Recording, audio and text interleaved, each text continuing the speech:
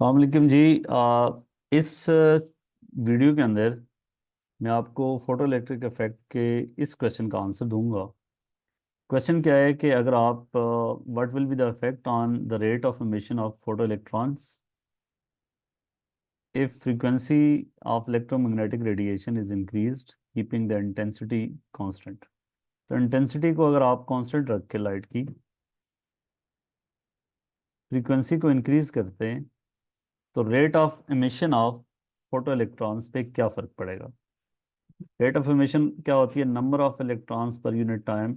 इस पे क्या फ़र्क पड़ेगा, विल इट इंक्रीज और डिक्रीज। आप इस पे पहले सोचें, वीडियो को स्टॉप करके अपना आंसर निकालें, उसके बाद फिर वीडियो को देखें, फिर आपको फ़ायदा होगा। ओके जी, उम्मीद है आपने सोच लिया होगा। अब देखो बच्चों, आपको ये पता है कि एक फोटॉन एक इलेक्ट्रॉन को एमिट कर सकता है।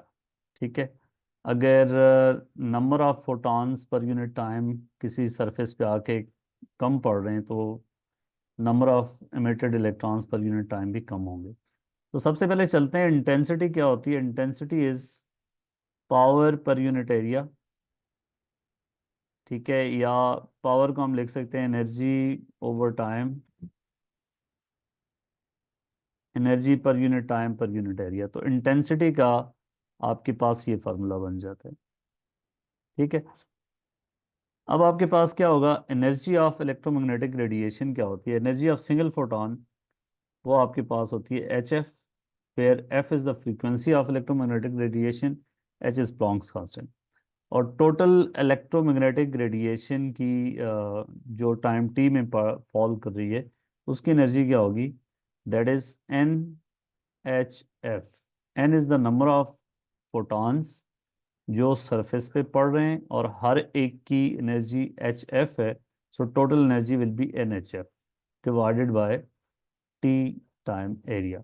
एरिया वो मेटल प्लेट का एरिया है सरफेस का, तो उसको हमने कांस्टेंट ही रखा हुआ है। एच प्लॉन्क्स कांस्टेंट वो भी कांस्टेंट है। हम ये कह सकते हैं कि intensity is proportional to rate of photons जो सरफेस के साथ टकरा रहे हैं मल्टीप्लाई बाई फ्रीक्वेंसी। बच्चों आप देखो, फ्रीक्वेंसी को आप इंक्रीज कर रहे हो और इंटेंसिटी को कांस्टेंट रखा हुआ है।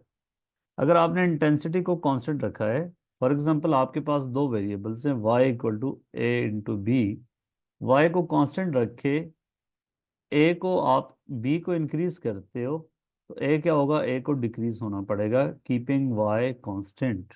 तो keep Y constant, if B is increase then A must decrease.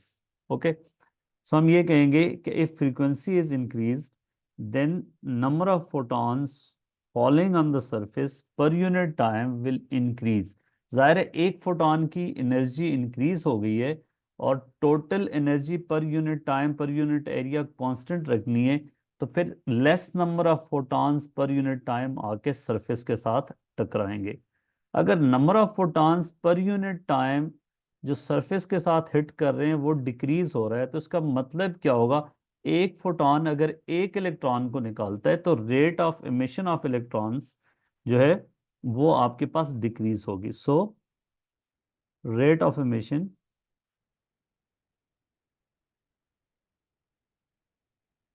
Of electron will decrease.